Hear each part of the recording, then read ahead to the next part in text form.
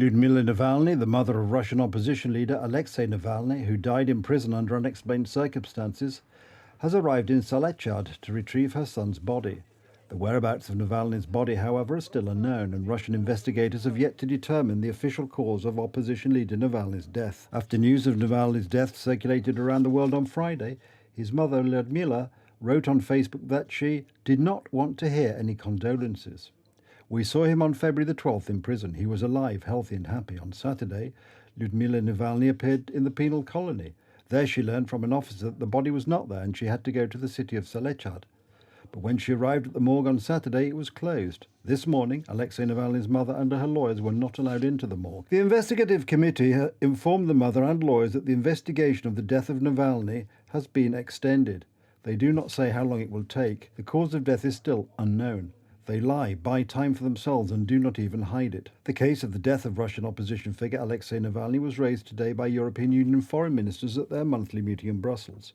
The meeting was attended by the Russian opposition figure's widow, Yulia Navalny. Yulia Navalny, in respect of the death of her late husband, Alexei, and I think her presence here is significant because what has happened reminds us all of the repressive and oppressive nature of the regime in the Russian Federation.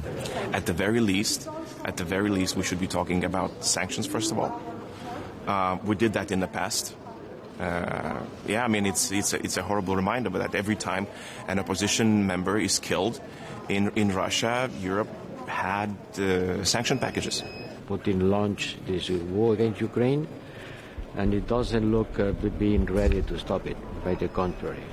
So in both fronts, in the political one and in the military one, you have to continue our support to Ukraine. 3 дня назад Владимир Путин убил моего мужа. 3 days ago, Vladimir Putin killed my husband, Alexei Navalny, killed the father of my children. Somewhere in a colony in the far north beyond the Arctic Circle, Putin killed a man. But along with him, he wanted to kill our hopes, our freedom, our future. Alexei's faith was so deep and sincere that he was ready to give his life for it. We will continue his cause for as long as necessary. I address you in the words of Alexei himself, in which he believed very much. It is not a shame to do little.